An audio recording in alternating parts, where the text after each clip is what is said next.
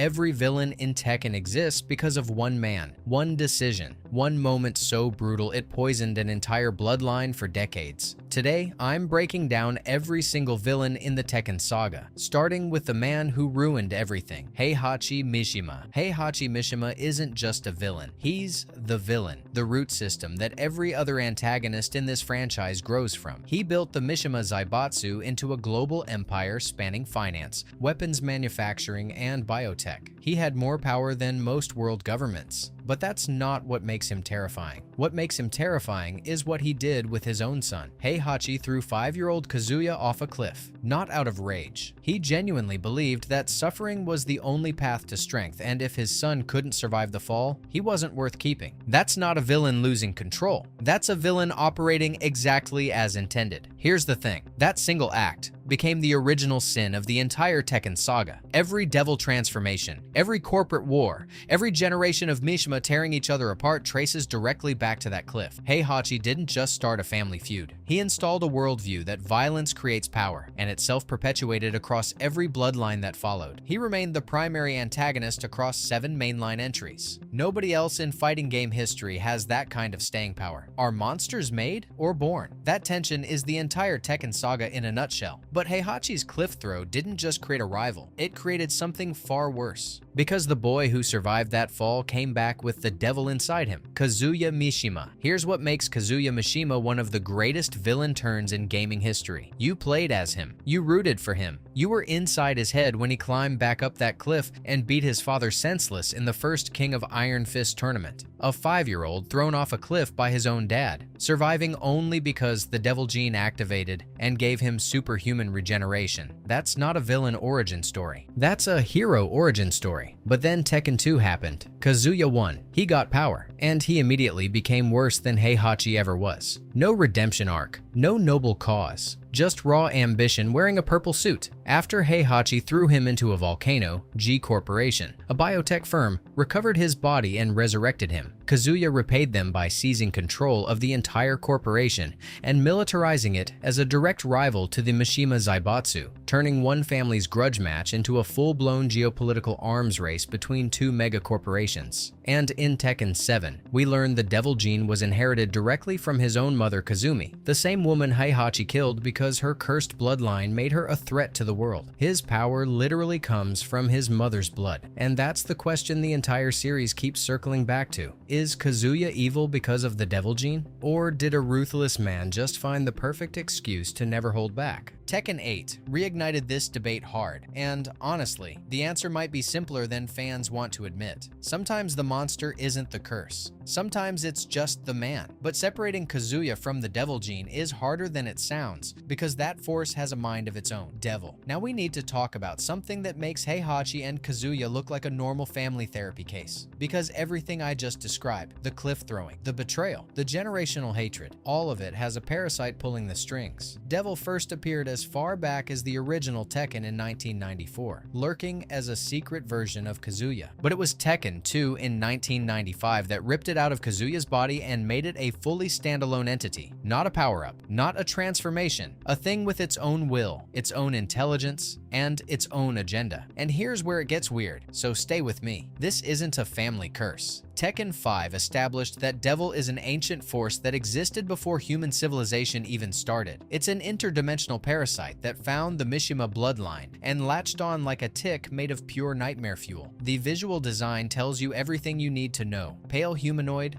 bat wings, dark energy aura. It looks like what every religion on Earth draws when they try to picture corruption given physical form. But the truly terrifying part? You can't kill it. Not really. Devil exists on a metaphysical plane beyond normal physics. Fighting it is like trying to punch a concept. It doesn't have ambitions or goals the way a human does. It's a virus of power, and that makes it arguably the most dangerous thing in the entire series, because you can't negotiate with it, you can't reason with it, and you definitely can't understand it. But if devil is a cosmic parasite, hiding inside one bloodline, wait until you hear about the ancient predator that showed up to hunt every strong fighter on the planet, Ogre. If devil is the Tekken series getting philosophical, Ogre is the series going full monster movie. And honestly, it might be scarier for it. Tekken 3 dropped in 1997 with a 19-year time skip baked into the story. The world aged. Characters grew up, retired, moved on, and then this thing appeared out of nowhere and started systematically hunting down the original generation of fighters, not challenging them, not testing them, attacking them. Ogre swept through the Tekken 1 and 2 roster in one canonical rampage, leaving fighters like Jun Kazama, Baekdu-san, and King either missing or presumed dead. Jun's disappearance is the domino that starts everything next. Her son, Jin Kazama, enters the tournament specifically to avenge his mother, and the entire next generation of Mishima tragedy traces back to Ogre pulling the trigger. But here's what makes Ogre uniquely disturbing. It doesn't just overpower fighters. It absorbs their techniques, shape-shifting, combat mimicry, the ability to become whatever it defeats. It learns you, then it replaces you. That's not a villain. That's a predator on a cosmic timer, emerging every few centuries to cull the strongest warriors on the planet. We don't fully know what Ogre is. Alien, demon, ancient god, nobody's sure. And that mystery is the point. It has zero ambition, zero philosophy, zero motivation beyond the hunt. It just feeds. But if Ogre created the circumstances for the next Mishima generation, nobody embodies that tragedy more than the man at Orphan, Jin Kazama. Jin Kazama might be the most dangerous person in the Tekken universe, not because he's the strongest, because he genuinely believes he's doing the right thing. Here's the thing, Jin debuted in Tekken 3 as the hero, the young fighter avenging his mother. The audience loved him. He carried every ounce of sympathy the series could offer. And then by Tekken 5, he had defeated Jinpachi Mishima, seized control of the Mishima Zaibatsu, and started down a path that would make his father look restrained by comparison. Where Kazuya's turn to villainy felt like corruption, Jin's feels like tragedy. He inherited the devil gene from Kazuya, and the fighting legacy through his mother Jun, making him the biological synthesis of every conflict the series had ever produced. He was born to be a battleground, and then Tekken 6 happened. Jin used the Zaibatsu's military power to launch a global campaign of expansion that caused worldwide devastation. He started a world war on purpose. Why? To resurrect Azazel, the ancient entity connected to the devil gene, because he believed destroying it was the only way to end the curse forever. He became his family's worst iteration specifically while trying to end the cycle. But here's where it gets truly dark. Jin attempted suicide twice across Tekken 6 and 7, not out of cowardice, out of the genuine belief that his death was the only way to stop the devil gene from spreading further. His most violent acts were performed while trying to prevent violence. Devil Jin gives him full devil power without full possession, meaning human will can coexist with supernatural corruption. Tekken 6 proves that coexistence doesn't make you safe to be around. It just means you're fully aware of the horror you're causing. But if Jin's story is a tragedy of inheritance, wait until you meet the man who started it all, his own great-grandfather, Jinpachi Mishima. You thought Heihachi was the beginning. He's not. Tekken 5 dropped in 2004 and revealed that Heihachi Mishima, the man who threw his own son off a cliff, has a father, and that father has been sealed away beneath Honmaru for decades. Let that sink in.